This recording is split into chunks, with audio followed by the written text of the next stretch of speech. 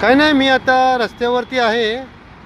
परंतु आता मला नुकताच फोन आला एका माझ्या मित्राचा आणि मला बोलला की अरे माझी मुलगी फसली. फसली म्हणजे लग्न केलं होतं तिने 2 महिन्यापूर्वी आणि फसगत झाली तिची. काय असेल अडचण, मी काय जास्त खोलात गेलो नाही.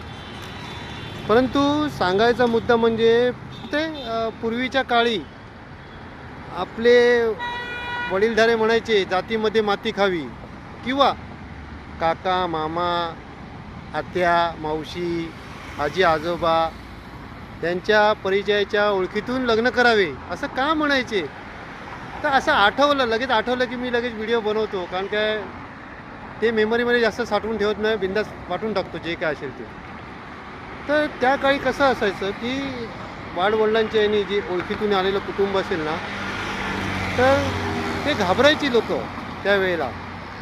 म्हणजे बाबा हा माझ्या मावशीकडून आलेला मुलगा आहे, ही मुलगी आत्या आणि आणलेली मुलगी आहे, त्यामुळे ते घाबरायचे. आणि त्याच्यामुळे ते दीर्घकालीन संसार करायचे चांगल्या पद्धतीने. आता इथे काय होतं आहे की हे प्रेम प्रकरणं किंवा अन्य प्रकार जे आहेत ते इथून तिथून, कारण काय त्यांना त्यांच्या इतर कुटुंबाची काहीच माहिती नाही, स्वभावाची माहिती नाही. ती मुलगी किंवा मुलगा चांगल्या चालीरीतीचा आहे की नाही, संस्कार आहेत की नाही, हे काहीच माहिती नसतं. त्याच्यामुळे हे विवाह दीर्घकालीन टिकत नाहीत, फसगत होते. तर म्हणूनच ती पूर्वीची लोक म्हणायची ना जातीमध्ये माती खावी. काय तर परिचयाच्या व्यक्तीकडूनच विवाह झालेले असतात आणि मग त्यावेळेला जे नवरा बायको असतात ते घाबरतात.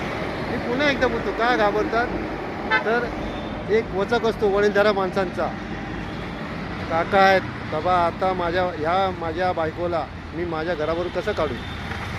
भांडण झालं ते पहिले काकाकडे येणार आणि त्या काकाकडे येऊन त्या भांडणामधला मध्य काढणार. बरोबर. मावशी असेल तर मावशीकडे जाणार, आत्या असेल तर आत्याकडे जाणार, बघ बाबा ही अशी वागते, किंवा हा मुलगा असा वागतो तो तसा वागतो. त्यामुळे हे विवाह टिकायचे. मग त्यावेळेला ती संस्कृती बरी असंच वाटतं ना आपल्याला, बरोबर ना.